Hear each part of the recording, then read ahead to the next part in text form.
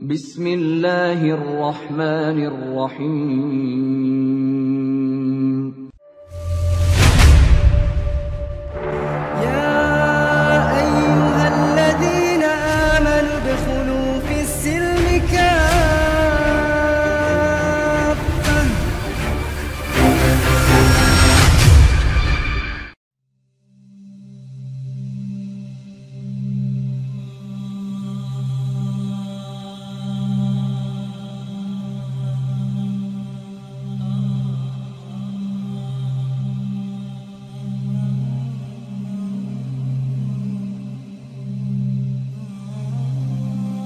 Dekat sekali, kami seolah-olah bersaudara bersama beliau karena saling mengenalnya kami dengan beliau karena sudah lama kami bersahabat.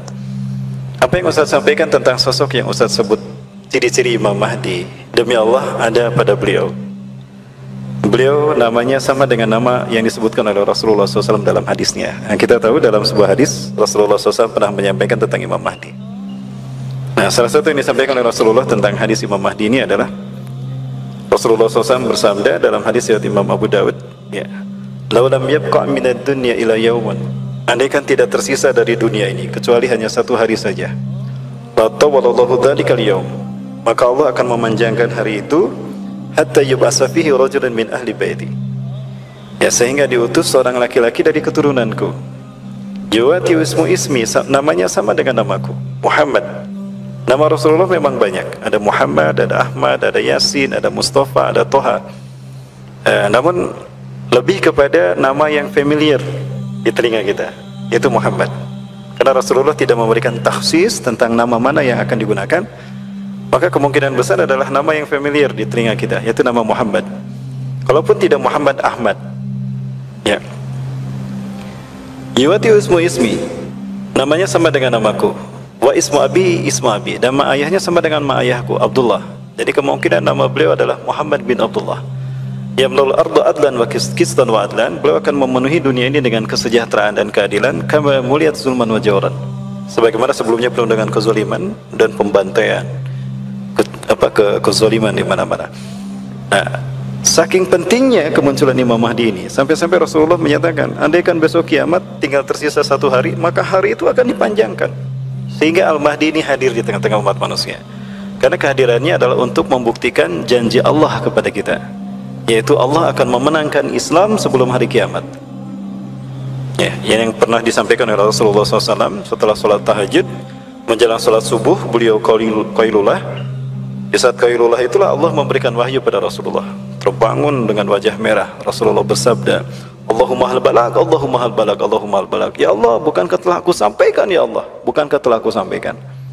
Para sahabat terbangun lalu menghampiri Rasulullah, Umar bin Khattab, dan mengatakan, "Na'am ya Rasulullah, betul ya Rasulullah, Anda telah menyampaikan perintah Allah." Maka kemudian Rasulullah SAW bersabda, "Wallahi la yazharanna al-Islam hatta yarudal kufra ila mautini." Sungguh Islam akan zahir sehingga kekafiran akan kembali ke tempat asal mereka. Ya, sehingga ketika Islam zahir, maka apapun ideologi dan agama selain Islam itu akan kembali ke tempat asal mereka.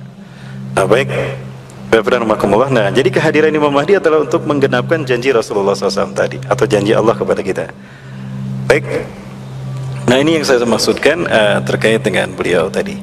Nah, orang Indonesia yang ada di Madinah ini kemudian menyampaikan pada Ustadz kita ini, saya mengenal dekat beliau. Semua ciri-ciri yang ada pada beliau ada pada hadis Rasulullah SAW atau sebaliknya. Ya. Nah, kemudian hal lain yang ingin saya juga bahas di sini, Rasulullah SAW menyebutkan kemunculan Imam Mahdi itu di saat kita mengalami kemarau panjang, sehingga kehadirannya menjadi karunia dari Allah, di mana Allah akan memberikan kita hujan. Sebagai Allah bentuk menghormatinya Allah kepada beliau. Nah, ini ada dalam hadis yang diriwayatkan oleh Imam Ahmad, hadis nomor 10.858. Ya, Imam Ahmad mengatakan bahwa Rasulullah SAW bersabda dari sahabat tertentu, "Ubasyirukum bil Mahdi." Aku berikan kabar gembira kepada kalian dengan munculnya Imam Mahdi. Yub'atsu fi ummati, yang akan diutus di tengah-tengah umatku, ada ikhtilafi minan nas, di saat terjadinya pertengkaran atau persengketaan atau perselisihan, ya, di tengah-tengah manusia. Wa zalazila, dan ketika banyaknya gempa bumi dan bencana-bencana alam. Jadi ketika banyak terjadi peristiwa geopolitik, persengketaan berbagai kabilah atau bangsa sehingga panas suhu politik di muka bumi, begitu juga dan terjadi peristiwa geografis bencana alam, di saat itulah Imam Mahdi muncul. Fayam lalu ardu kisran wa'adan kama muliyat sumon mazauran. Dan di dalam hadis yang lain dikatakan Imam Mahdi ini akan muncul di mana Allah akan memberinya minum. Namun sebelum itu saya tegaskan dulu para muslimin bahwa terkait dengan Imam Mahdi ini kita tidak mesti ragu ya, karena ada banyak beberapa penegasan dari ulama-ulama ahli hadis tentang kesohihan hadis Imam Mahdi.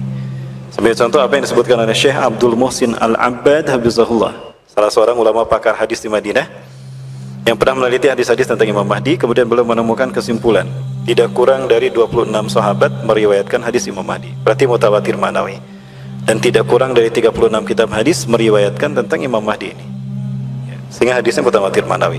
Baik, salah satu hadis lain yang disebutkan adalah dari Abu Sa'id Al-Khudri ya, Rasulullah SAW menyatakan yakhruju fi akhiri ummati al-Mahdi, akan keluar dari masa terakhir, dari masa akhir umatku, berarti di masa kita kemungkinannya ya.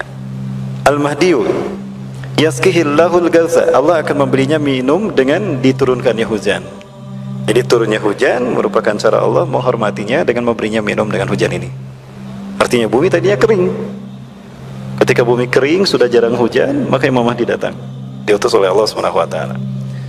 Wa tahdujul ardu nabatiha wa nahdurjul ardu nabataha, dan Allah memerintahkan bumi untuk menumbuhkan tanamannya. Maka tanaman yang tadinya kering tidak tumbuh, ya, bumi kering tidak menumbuhkan tanaman, maka saat itu tumbuh tanaman, sehingga memberikan pertolongan kepada mereka yang tadinya kekeringan. Wa ya'til mala sihahan, beliau akan membagi-bagikan harta tanpa menghitungnya, sehingga kemakmuran dari segi harta tercapai pada masa beliau datang, sehingga betul-betul terasa solusi, seolah-olah menjadi rahmat bagi umat manusia saat itu, khususnya umat Islam. Wa taksurul masyiyah, keringnya bumi, berkurangnya tanaman dan rumput membuat banyak sekali peternakan yang gulung tikar, karena banyak ternak-ternak yang mati. Maka dimunculkannya Imam Mahdi ini menjadi pertolongan bagi manusia, di mana peternakan akan kembali hidup, ternak-ternak akan kembali menyebar di muka bumi. Wa tuzimul ummah, dan umat ini akan kembali mulia, tidak lagi dihinakan. Artinya umat Islam akan kembali menguasai dunia sebagai superior dunia, menguasai dunia dengan rahmatan lil alaminnya.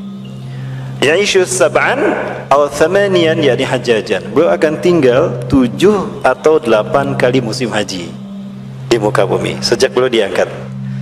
Berarti kemungkinan besar beliau akan hidup di tengah-tengah kita 7 atau 8 tahun dimulai dari musim haji. Nah, ini mengisyaratkan bahwa Imam Mahdi dibaiat di musim haji. Apakah musim haji tahun ini? Ya, terkait dengan berita tadi, Bismillahirrahmanirrahim, kita dengar apa yang disampaikan oleh Ustadz kita.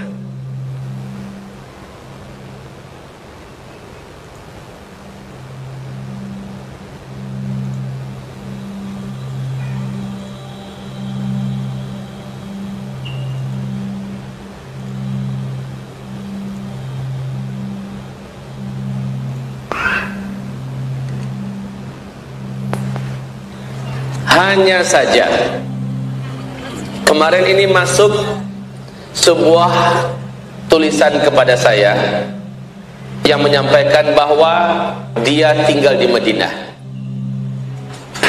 dia bersahabat, orang ini orang Indonesia, dia bersahabat dengan seorang lelaki dari keturunan Rasulullah SAW di Madinah Al-Munawwarah.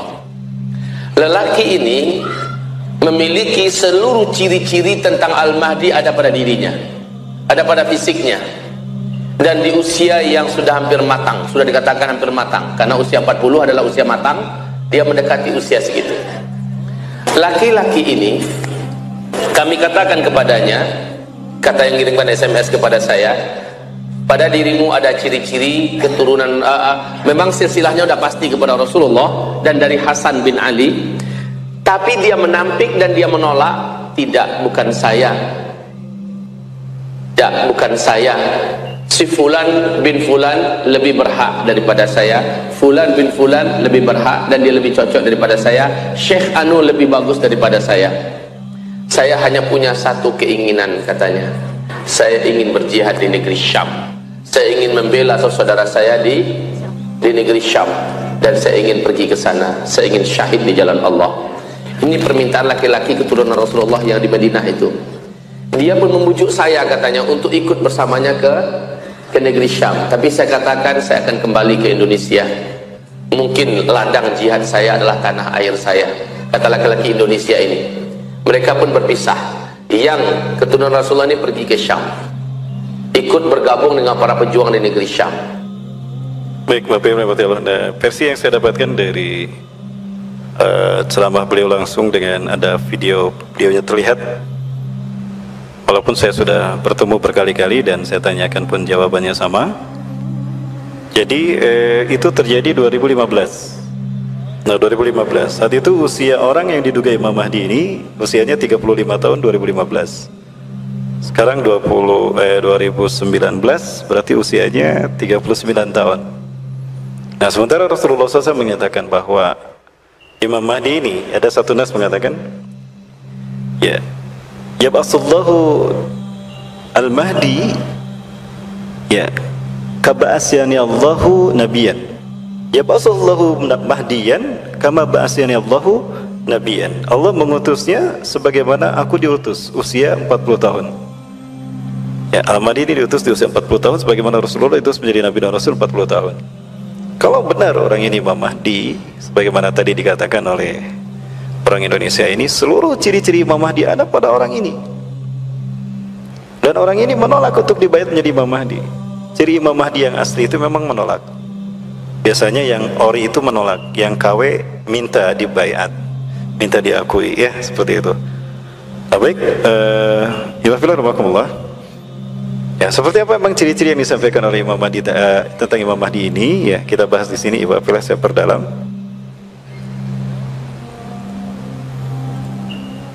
Ya, ini ciri-ciri Imam Mahdi secara fisik, ya. Hadis dari Ummu Salamah radhiyallahu anha, beliau pernah mendengar Rasulullah bersabda, Al-Mahdi min utsrati min waladi Fatimah. Al-Mahdi dari keturunanku, utsrah garis keturunan nasabku, kata Rasulullah. Min waladi Fatimah, dari keturunan Fatimah, ya dari Al-Hasan. Suatu hari Rasulullah dan Ali bin Abi Thalib berjalan pulang dari satu tempat, dari satu keperluan. Hasan Husain menyebut mereka berdua. Al-Hasan lari ke arah Rasulullah, Al-Husain lari ke arah Ali bin Abi Thalib. Maka kemudian Rasulullah memeluk dan menggendong Al-Hasan sambil mengelus-ngelus punggung Al-Hasan. Hei Ali, ini putra kita Al-Hasan, dari sulbinya akan lahir seseorang di akhir zaman nanti, laki-laki yang sama dengan namaku, sama dari segi akhlak dan tidak sama dari segi fisiknya denganku. Dia akan memenuhi dunia dengan keadilan dan kesejahteraan sebagaimana dunia ini penuh sebelumnya dengan pembantaian, kesemena-menaan dan kezaliman. Dan ditegaskan dalam hadis itu bahwa itu keturunan Al-Hasan, bukan Al-Husain sebagaimana klaim orang-orang Syiah. Nah, kemudian di dalam hadis yang berikutnya juga masih riwayat Imam Abu Dawud namun bersama At-Tirmidzi, Rasulullah bersabda, la tunqadud dunya hatta yamlikul araba rajulun min ahli baiti yuwati ismi. Tidak akan berakhir dunia ini sehingga seseorang dari keturunanku menguasai Arab. Artinya tanah Arab nanti akan dikuasai oleh Imam Mahdi. Kapan itu terjadi? Ya, kita bahas pada kesempatan ini. Ya. Yuwati ismi, namanya sama dengan namaku. Dalam nas yang lain, yuwati ismi wa ismu abihi ismu abi. Nama ayahnya sama dengan nama ayahku, Muhammad bin Abdullah. Kemungkinan namanya itu.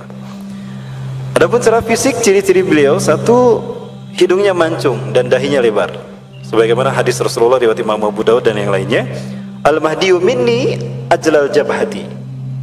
Al-Mahdi adalah keturunanku, dahinya agak lebar. Ya, jika bapak-bapak ada yang berdahi lebar, berarti sudah mirip dengan Imam Mahdi ini. Ya, kemudian aknal angfi, hidungnya mancung. Ya, saking mancungnya kelihatan agak tipis bagian atasnya, itu karena mancungnya. Ya, yamlul ardu qistan wa adlan. Beliau akan memenuhi dunia ini dengan keadilan dan dengan kesejahteraan dan keadilan, kama muliyat jawran wa zulman. Sebagaimana sebelumnya penuh dengan kezaliman. Yamliku sab'a sinin. Beliau akan memimpin menjadi khalifah selama 7 tahun. Ada riwayat yang lain 7 sampai 9 tahun. Fayamkusu fil ardi sab'ata sanawat, thamaniyata sanawat atau tis'ata sanawat. Dia akan memimpin 7 tahun, 8 tahun atau 9 tahun. Jadi kemungkinan 7 sampai 9 tahun. Nah, kemudian ciri-ciri fisik yang lain.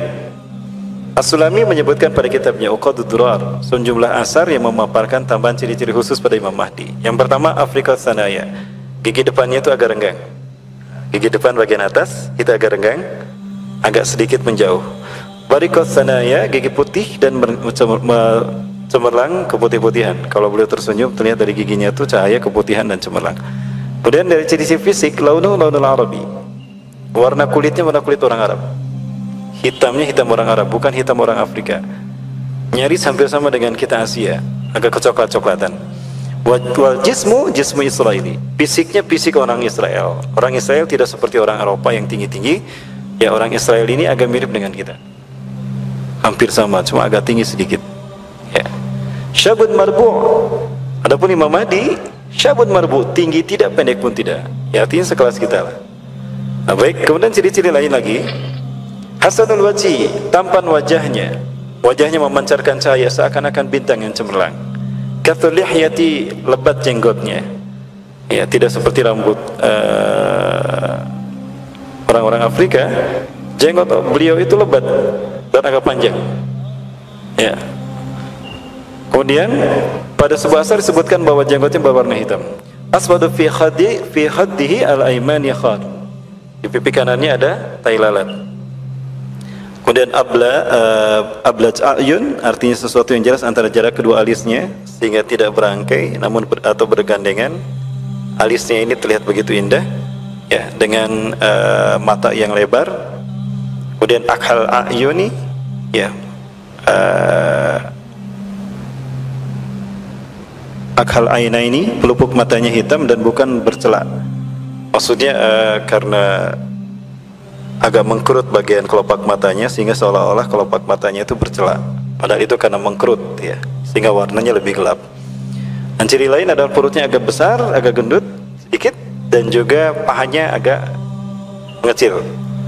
Dan di pundaknya terdapat ciri-ciri kenabian. Nah, ini ciri-ciri fisik. Dan yang terakhir terkait dengan Imam Mahdi ini dikatakan, minna alladhi yusalli Isa ibn Maryam khalfah. Dari keturunanku, dari keturunan kami, kata Rasulullah, akan sholat di belakangnya Isa bin Maryam. Artinya nanti ketika Isa bin Maryam turun, Imam Mahdi menjadi imam sholat. Di mana sholatnya?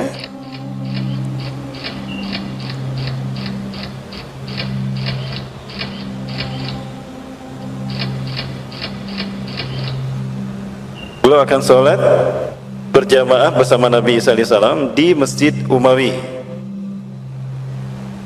Perlihatkan, nah ini Masjid Umawi di daerah sini, daerah Aleppo, Sarkia, Damaskus, masjid yang bermenara putih. Ya. Ya. Di Aleppo ini nanti Nabi Isa akan turun, ya, dan Imam Mahdi akan mengimami sholatnya. Saat itu Imam Mahdi sudah meluruskan shaf, qomat sudah dikumandangkan. Maka Nabi Isa turun di menara putih. Ini masjidnya Masjid Umawi. Ya. Dan ini hadisnya Sahih Muslim, kitab Al-Fitan wa Ashrati Sa'ah, bab zikru Dajjal. Ya. Ketika Allah telah mengutus Al-Masih ibnu Maryam, maka turunlah ia di menara putih sebelah timur Damaskus dengan mengenakan 2 buah pakaian yang dicelup dengan waras dan zafaran. Dan kedua telapak tangannya diletakkan di sayap 2 malaikat. Bila ia menundukkan kepalanya, maka menurunlah rambutnya, dan jika diangkatnya kelihatanlah landai seperti mutiara. Maka tidak ada orang kafir pun yang mencium nafasnya kecuali pasti meninggal dunia, padahal nafasnya itu sejauh mata memandang. Lalu Isa mencari Dajjal hingga menjumpainya di pintu Lud, lantas dibunuhnya lah Dajjal. Kemudian Isa datang kepada satu kaum yang telah dilindungi oleh Allah dari Dajjal, lalu mengusap wajah mereka dan memberitahu mereka tentang derajat mereka di surga. Kalian ahli surga, kalian ahli surga. Nah, ini adalah menara di mana Nabi Isa turun, sehingga menara ini disebut menara Isa bin Maryam. Ini masjid yang tadi. Nah, sebentar Pak Mullah, sebelum saya lanjutkan peristiwa ini. Nah, ciri-ciri fisik yang tadi yang kita bahas itu ada pada orang ini. Ya, dan orang ini sehingga diyakini oleh para ulama ahli hadis sebagai Imam Mahdi. Nah, para ulama ahli hadis di Madinah pada tahun 2015 ini sempat akan berbaiat kepada beliau, tapi beliau menolak. Para ulama ini mengatakan, ifsid yadaka, ulurkan tangan Anda. Bay'naka sam'an wa ta'atan. Kami akan mentaati Anda. Kami akan mendengar semua perintah Anda karena Anda adalah Imam Mahdi. Nah, beliau menolak. Lastu mahdiyan ana ihda minal ansar. Aku bukan Imam Mahdi. Aku satu dari orang Ansar. Nah, maka tadi dikatakan orang ini kemudian dikatakan pergi ke Syam, ke Suriah, jihad di jalan Allah Subhanahu wa taala. Ada kemungkinan memang beliau hari ini berada di Suriah, namun pasti akan segera ke Madinah karena tidak lama lagi beliau akan tercium keberadaannya. Kalau di Suriah ini tercium, maka beliau akan dibunuh. Dan kita tahu sekarang para mujahidin seolah-olah sudah tidak terdengar lagi eksistensinya.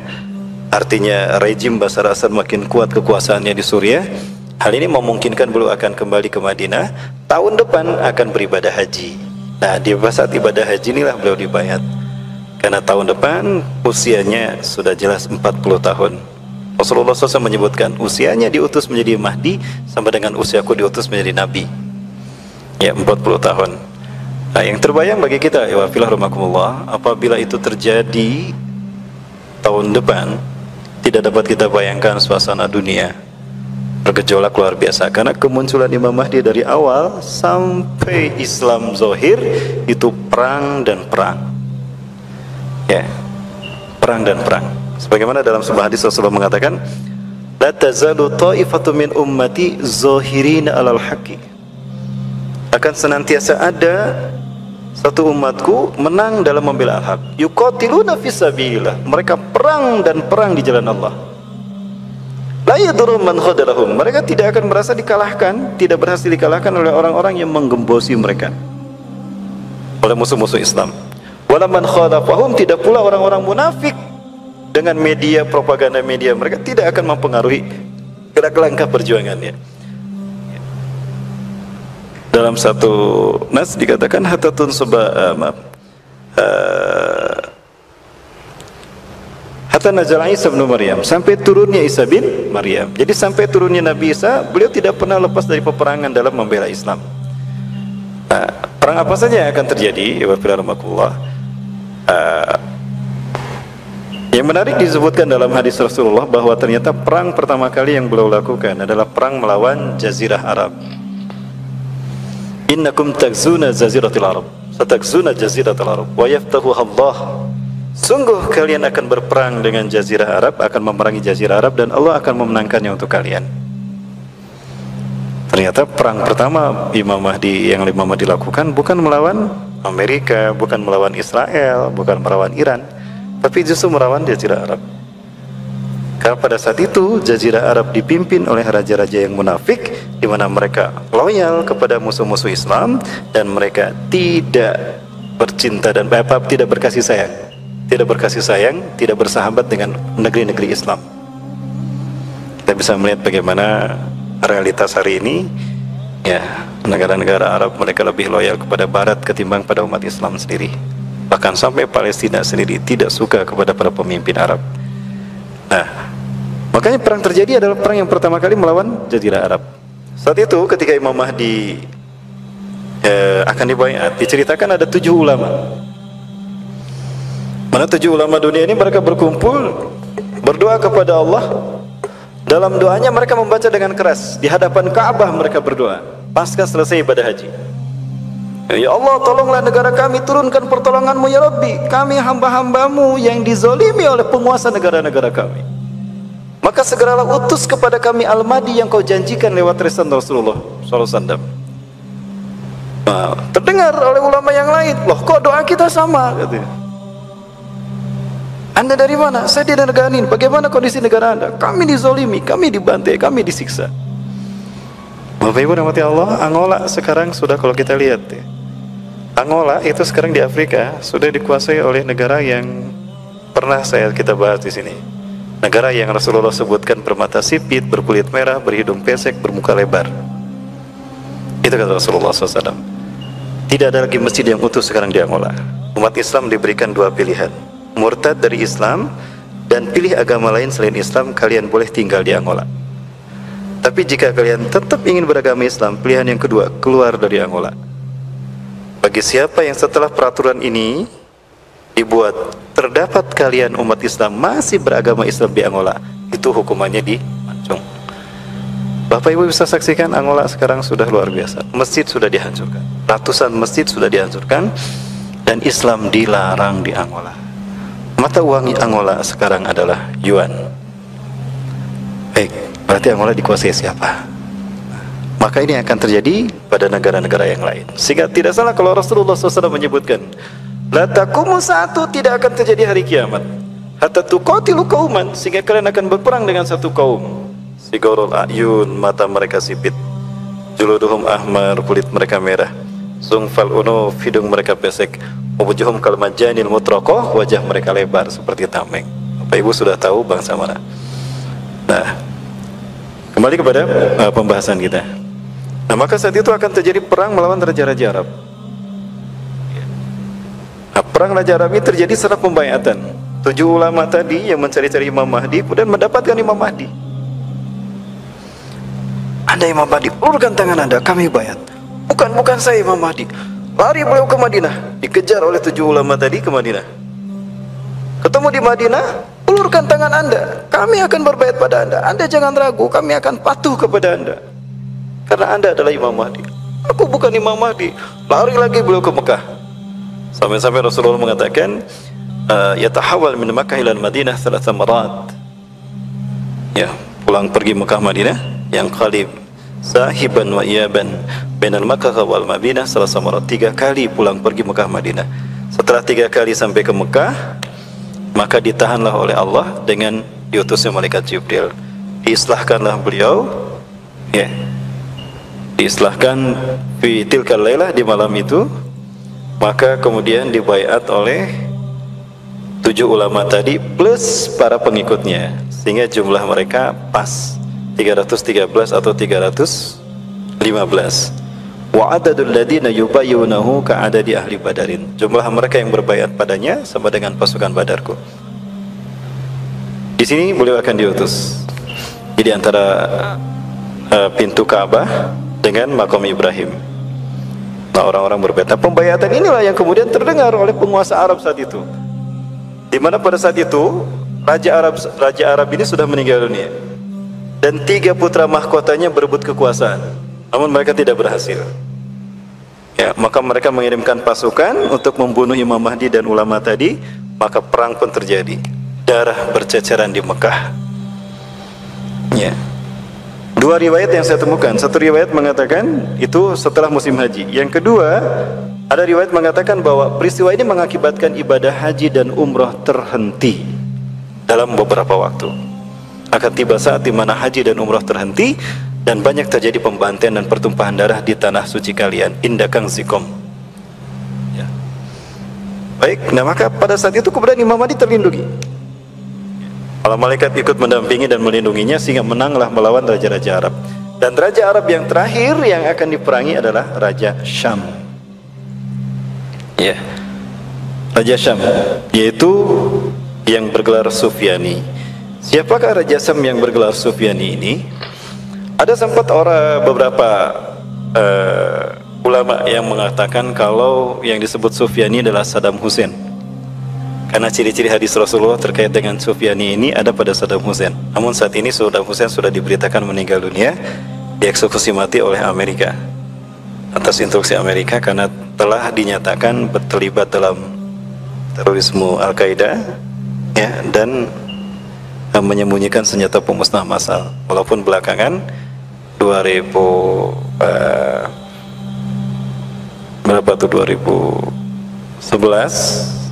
dinyatakan kalau Saddam Hussein tidak terlibat, dan pemerintah Amerika mengatakan meminta maaf karena telah salah menyatakan Saddam Hussein punya senjata pemusnah massal. Cukup minta maaf. Sementara Saddam Hussein sudah dieksekusi mati, ribuan masjid dihancurkan, kaum muslimin dibantai ribuan.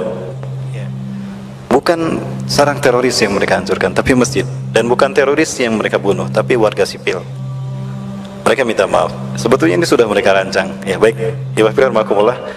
Nah, hari ini Sufyani lebih kepada penguasa Suriah. Karena Sufyani ini istilah yang diambil dari Muawiyah bin Abi Sufyan. keturunan dari Abu Sufyan, sehingga disebut Sufyani. Muawiyah bin Abi Sufyan, beliau menolak untuk berbaiat pada Ali, karena Ali tidak menghukum pembunuh Utsman bin Affan. Karena kecewa, lari ke Suriah. Nah, di Suriah mendeklarasikan berdirinya dinasti Umayyah. Berarti dia membawa darah Sufyani ke Suriah, dan Suriah bagian dari Arab, ya, Jazirah Arab, bagian dari Jazirah Arab. Sehingga perang melawan Jazirah Arab ini akan berakhir dengan perang melawan penguasa Suriah. Kalau terjadi tahun depan, berarti ini mengarah kepada Bashar Asad. Peristiwanya, terdengar raja-raja Arab ini kalah, maka penguasa Suriah ini mengirimkan pasukan. Jumlah pasukan yang diutusnya ada 300 orang. Ya, pasukan terbaik yang diutuskan untuk membunuh Imam Mahdi. Ya, bisa jadi ini memang tidak akan diliput oleh media, karena ini menjadi pembuktian kebenaran hadis Rasulullah. Falamat tasafal Baida, tatkala sampai di Baida, Allah tenggelamkan mereka.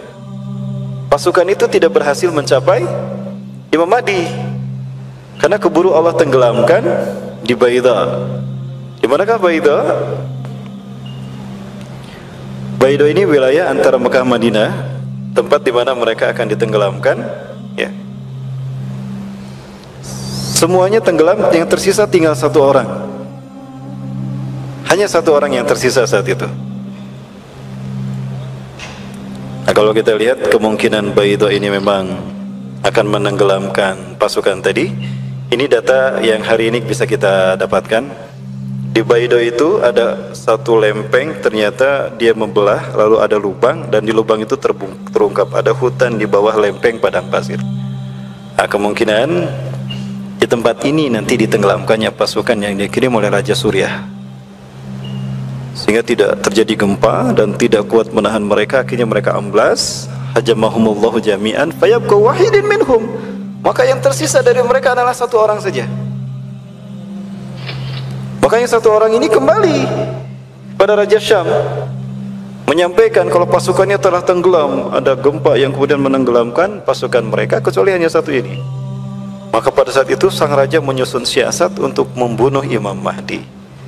Maka dalam perang itu kemudian raja ini pun mati. Wa yaftahu Allah akan memenangkannya untuk kalian. Al-Mahdi berhasil menang melawannya. Maka Syam saat itu kembali jatuh kepada umat Islam. Berbondong-bondong umat Islam menguasai Palestina. Ya, di saat itu kemudian Yahudi diperangi. Perang melawan Yahudi ini berbarengan dengan perang melawan Iran.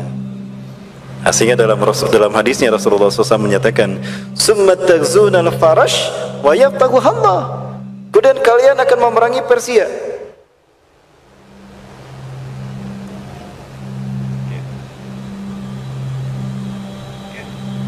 Summa taghzuna al-faras wa yabtaghu Allah. Lalu kalian akan memerangi Persia dan Allah akan memenangkannya untuk kalian. Nah, perang melawan Persia ini ada dari bagian Eropa, dari Romawi, yang mereka bergabung dengan umat Islam. Ya. Betulkah mereka bergabung dengan umat Islam? Iwafillah rumakullah. Kalau kita lihat seruan Raja Salman hari ini,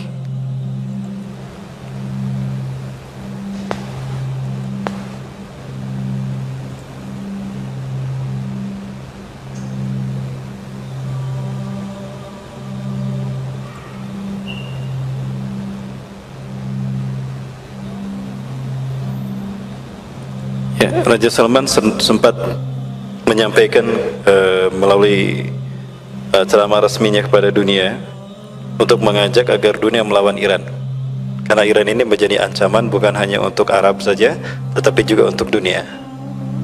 Ya, saat itu kemudian disambut juga oleh Donald Trump. Ya, Donald Trump kemudian mengajak NATO juga untuk sama-sama bergabung dan menyambut seruan daripada seruan dari Raja Salman. Saya teringat pada satu hadis yang mengatakan bahwa kalian umat Islam akan bersekutu dengan Bani Rum untuk memerangi musuh di belakang kalian. Summa tashtarikuna birumi tuqatiluna aduwa min waraikum. Kalian akan memerangi musuh di belakang kalian bergabung dengan Bani Rum. Nah, Bani Rum ini Eropa. Ya, ini sudah 1 tahun ke belakang informasi ini saya dapatkan. Raja Salman menyerukan raja-raja Arab bersatu untuk memerangi Iran dan memerangi mereka yang membantu Iran. Nah, Iran sesungguhnya dibantu oleh Israel. Rusia juga ikut membantu Israel. Kita tahu mereka sudah bekerja sama dan sudah sepakat untuk menguasai wilayah Timur Tengah, Bapak Ibu sekalian. Wafirarahmakumullah. Saya perlihatkan bagaimana Israel sudah begitu akrab dengan Iran dan juga sudah siap untuk saling membantu dalam perang yang akan terjadi menimpa mereka. Wafir ini saya perlihatkan bagaimana kemesraan Rusia dengan raja-raja Arab. Terjadinya konflik Suriah di tahun sejak 2011 sampai tahun-tahun ini, itu ternyata ada peran serta sumbangsi dari Bashar Assad, sumbangsi dari Vladimir Putin, di mana Vladimir Putin ini memiliki keinginan untuk menciptakan Rusia Raya. Maka dia bekerjasama dengan Suriah dengan syarat mendapatkan imbalan akses minyak, dan itu disepakati oleh Bashar Assad. Ya, ternyata bukan hanya Bashar Assad yang diajak untuk bekerja sama, juga Mesir ya, sepakat untuk bekerja sama dengan Vladimir Putin, tapi dengan barter mutualisme, minta dikuatkan agar posisi Abdul Fattah As-Sisi makin kuat berhadapan dengan Ikhwanul Muslimin ya, karena Ikhwanul Muslimin ini masih merupakan kekuatan yang ditakutkan oleh penguasa Mesir hari ini. Maka itu pun dibuat kesepakatan dengan Vladimir Putin. Setelah itu dia menjalin kerjasama dengan Israel untuk menjawab adanya tantangan dari Raja Arab memerangi Iran yang kemudian disambut oleh Donald Trump, dan NATO pun ikut akan terlibat. Ini akan memicu terjadinya perang-perang luar biasa. Nah, Bapak Ibu dirahmati Allah, maka kemungkinan musuh di belakang kalian yang akan diperangi ketika kalian bersekutu dengan Eropa adalah Iran. Ketika Iran diperangi, berarti Israel akan juga diperangi, Rusia juga akan diperangi, dan Suriah pun akan diperangi. Nyambung dengan perang Arab. Luar biasa. Nah, kalau kita lihat urutan-urutan tadi seperti itu. Ini fakta, Israel dengan Rusia, Israel dengan Iran, itu sangat akrab sekali. Kalau saya tidak akan membahas ini ya, Penambolo. Ini tidak saya bahas, dan ini juga tidak saya bahas ya. Baik, yang jelas bagi kita, di mana ada Iran, di situ ada Israel. Di mana ada Zionis, di situ ada Syiah. Baik, kembali kepada peristiwa tadi Bapak Ibu yang mati Allah. Jadi peristiwa besar akan menimpa kita umat Islam dunia, yang saat ini pun sudah terlihat mengarah ke arah itu. Ya. Ada satu hal yang menarik terkait dengan peristiwa dunia, geopolitik dunia. Yang pertama, Gina Haspel, dia direktur CIA, menyatakan dalam ceramah resminya meminta maaf kepada Usama bin Laden dan keluarga Usama bin Laden kalau mereka telah keliru, bahwa ternyata Usama bin Laden tidak terlibat dalam kasus hancurnya WTC. Dia atas nama Amerika menyatakan siap memberikan ganti rugi kepada Usama bin Laden atas kesalahannya ini. Dari segi materi ya, kalau kita lihat ganti ruginya berapa, gara-gara fitnah itu Irak dibantai, Afghanistan dibantai, masjid dihancurkan. Silakan dirikan kembali masjid-masjid, dan yang paling penting kembalikan kembali nyawa dari saudara-saudara kami yang dibantai. Bisakah Amerika melakukan itu? Tentu tidak bisa. Artinya harus ada hukuman yang setimpal yang harus diterima Amerika ketika mereka membantai Palestina, membantai Afghanistan dan juga Irak atas nama terorisme ya. Kemudian yang lainnya yang menarik, dan ini mengarah kepada perang tadi, PBB memutuskan untuk membagi dua Palestina ya, membagi dua Palestina dengan satu solusi demi menyelesaikan konflik Israel-Palestina. Kalau kita lihat dari West Bank tepi barat ke arah kanan, itu akan bertemu sampai ke Ramallah. Nah, itu akan menjadi wilayah Palestina dengan ibu kotanya Ramallah. Dan kalau di tepi barat ke kiri, itu akan sampai ke Old City, ke Yerusalem ya, kita menyebutnya Al-Quds.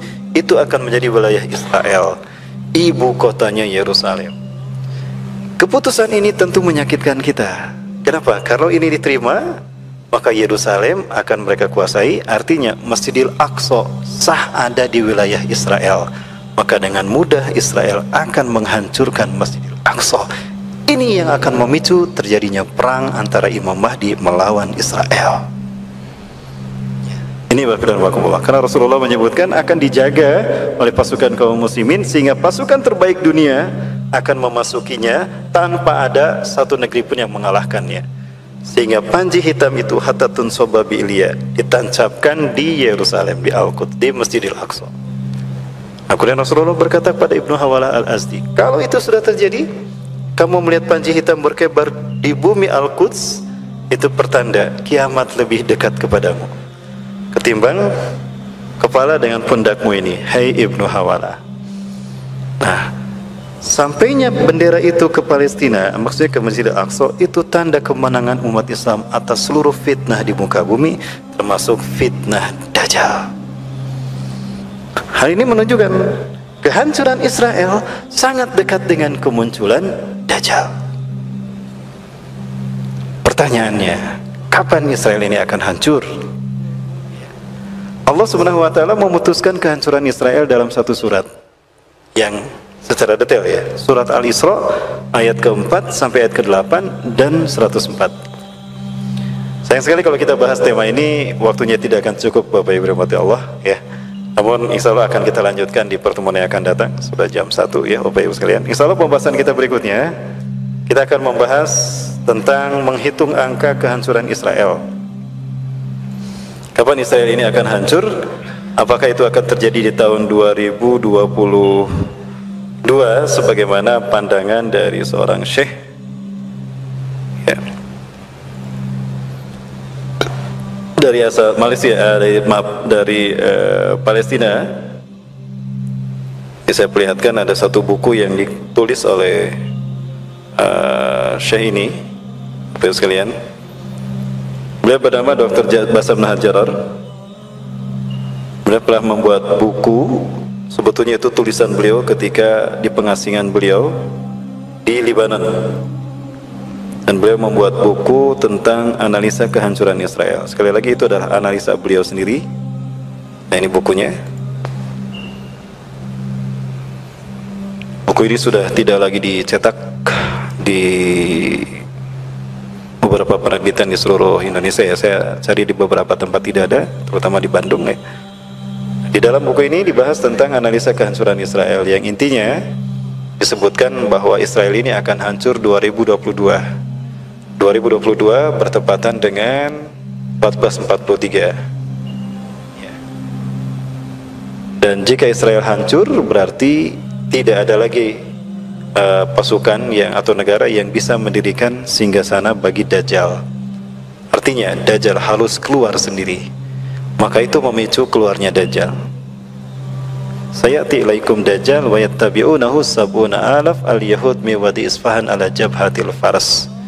Dajjal akan datang, ya akan keluar diikuti oleh 70.000 pasukannya dari lembah Isfahan Iran, orang-orang Yahudi Iran menggunakan jubah Persia. Nah, ini membuktikan Israel dengan Iran itu sama 11-12. Artinya ketika Imam Mahdi memerangi Iran, berarti Israel pun diperangi. Apakah itu akan terjadi sampai 2022? Wallahu a'lam bishawab. Bagaimana lanjutannya? Kita bahas dalam pertemuan yang akan datang. Masih dalam kajian akhir zaman bersama saya. Di pertemuan yang akan datang kita perdalam ini tentang menghitung angka kehancuran Israel dan sekutunya. Insyaallah Bapak Ibu yang mati Allah akan kita lanjutkan. Demikian barangkali untuk saat ini, karena sudah jam 1 ya. Mudah-mudahan ada guna dan manfaatnya khusus bagi saya menyampaikan dan juga bagi Bapak Ibu sekalian yang sama-sama menyimak. Kita tutup dengan hamdalah dan kafaratil majlis sama-sama. Alhamdulillahirabbil alamin. Subhanakallahumma rabbana wa bihamdika asyhadu an la ilaha illa anta astaghfiruka wa atubu ilaik. Assalamualaikum warahmatullahi wabarakatuh.